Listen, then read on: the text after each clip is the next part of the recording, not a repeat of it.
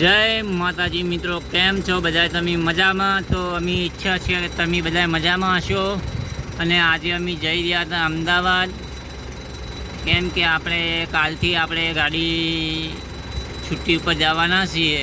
એટલે આ શેઠને કીધું કે ભાઈ આટલો ફેરો મારી દે, કાલ ડ્રાઈવર નથી કોઈ, એટલે આપણે શેઠને એક ફેરો મારીને આપી દઈશું. એટલા માટે આજે પણ આપણી પ્રીતિ સાથે છે, એને પણ આજે અમદાવાદ ઘુમાવા જઈએ છીએ. પ્રીતિબેન તો અમદાવાદ આવી રહી છે. અમદાવાદ આવે બેટા.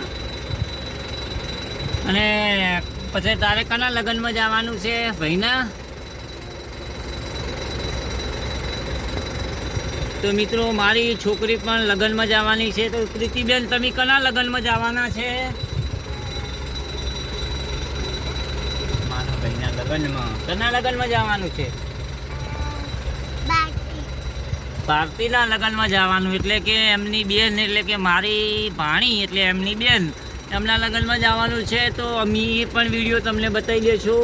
અને અત્યારે અમે આવી ગયા છે કુવારસદ ફાટકે, અને ફાટક બંધ હતો, એના કારણે અમે બહાર રહ્યા છીએ. ગાડી આવવાનો ટાઈમ છે, ટ્રેન નીકળે પછી ફાટક ખુલશે, એ પણ બતાવી દઈશું તમને. જય માતાજી મિત્રો, અમારા બ્લોકમાં જોડાયા રહેજો.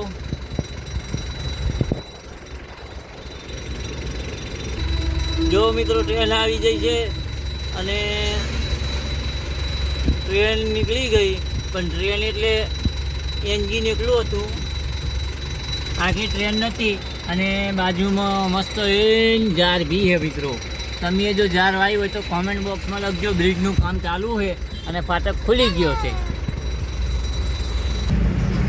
મિત્રો. ફાટક ખુલી ગયો અને ફાટકથી ફટાફટ સાધન નીકળે ને. રિક્ષાવાળાને એટલી બધી ઉતાવળ હોય ને કે હવે શું કહેવું, મારા વિડીયો ચાલુ છે ને. હા, અને બ્રિજનું કામ ચાલુ હોય તો જુઓ કેવડી મોટી ક્રેન પડી. 1,000 ટનની ક્રેનું છે ભાઈ. હા, એટલે આ બ્રિજ, જો બ્રિજનું કામ ચાલુ હોય એના ઉપર બીમ મૂકવા માટે ટ્રેનનું કામ ચાલુ હોય. ફર્સ્ટ ક્લાસ લગભગ 5-6 મહિનામાં બ્રિજને ચાલુ કરી દે છે. અને અત્યારે આ સિંગલ પટ્ટી સર્વિસ રોડ ચાલુ હોય.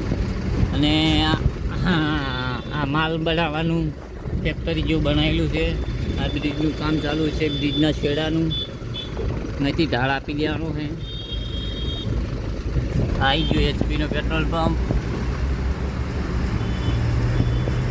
તો કેમ છે તમે બધા મિત્રો? મજામાં? બ્રિજના કારણે આ પંપ બંધ થઈ જશે. જાણે બ્રિજ ચાલુ થશે એટલે પંપ બંધ.